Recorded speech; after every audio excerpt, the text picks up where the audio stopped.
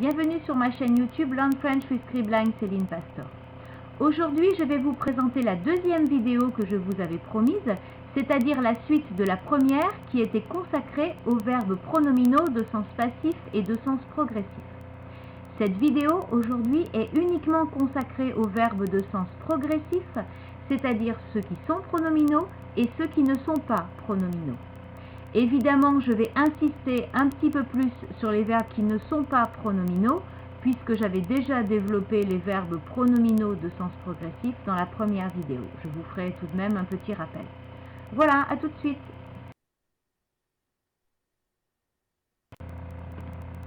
Alors, le premier point, qui est donc un rappel de la leçon qui avait été développée dans la première vidéo, ce sont les verbes de sens progressif avec ce. C'est-à-dire qu'on va prendre un verbe actif, un verbe qui indique une évolution, un changement, et on va l'utiliser avec ce, avec le pronom ce devant, pour obtenir un verbe de sens passif progressif. Exemple, avec le verbe élargir, qui signifie rendre plus large, si je l'utilise dans un sens actif, avec une personne ou quelqu'un, quelque chose qui fait une action, je dirais par exemple, la municipalité a élargi la rue.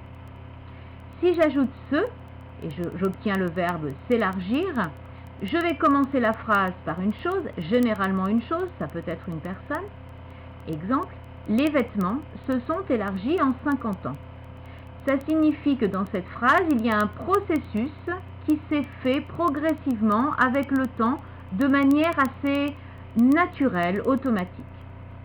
Donc je vous précise cela, le sujet est généralement une chose, mais il peut être parfois une personne. Et le verbe avec ce indique donc un processus progressif, lent, naturel. Et on a encore une fois une impression de sens réfléchi, c'est-à-dire que la chose fait l'action elle-même.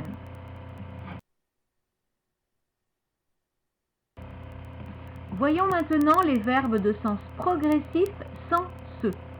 C'est-à-dire que le verbe en lui-même inclut déjà le sens passif, progressif, ce sens donc de processus qui se fait petit à petit de manière assez automatique, naturelle.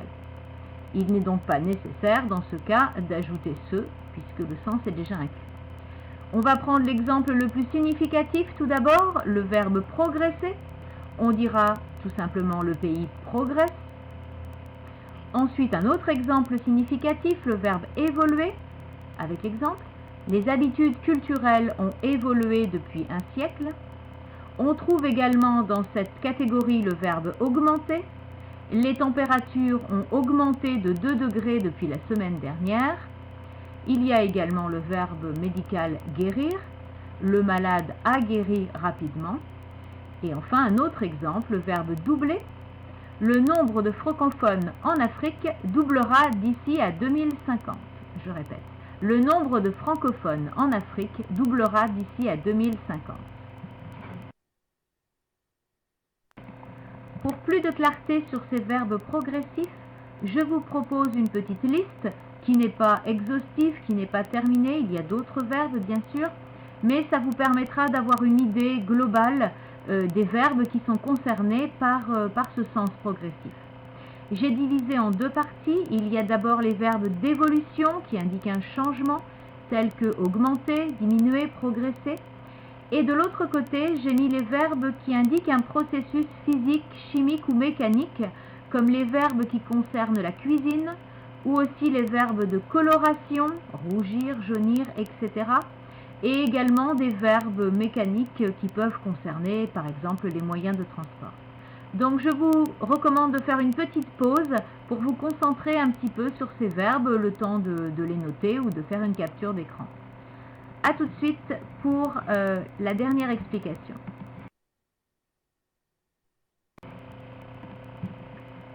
Dernière explication, je vous ai donc expliqué avant que pour faire un verbe de sens passif progressif, on prenait ce, c'est-à-dire qu'on prenait un verbe actif, et en ajoutant ce, on le rend passif progressif.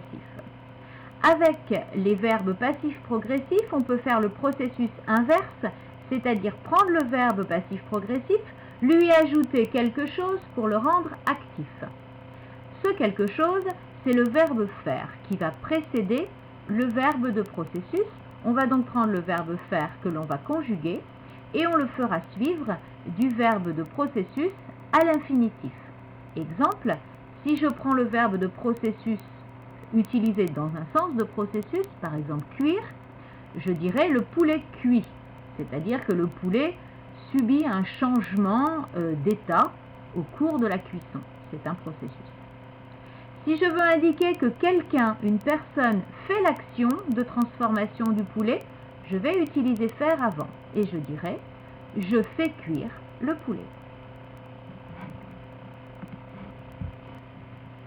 C'est l'heure maintenant de mettre tout cela en pratique. Je vous retrouve à la page suivante pour un exercice. Le but de cet exercice est de compléter les phrases avec les verbes qui sont donnés en haut. Vous devez ajouter ce ou pas selon que le verbe est un verbe à l'origine actif et qu'il faut le transformer en verbe de processus ou que le verbe est déjà un verbe de processus. Bon courage, je vous retrouve à la page suivante pour les corrections.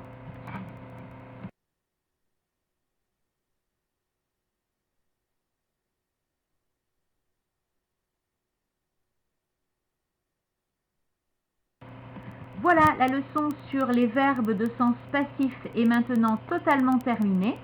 Si vous voulez retrouver la première vidéo sur les verbes pronominaux de sens passif, il suffit d'aller sur ma chaîne YouTube Learn French with Scribline Céline Pastor.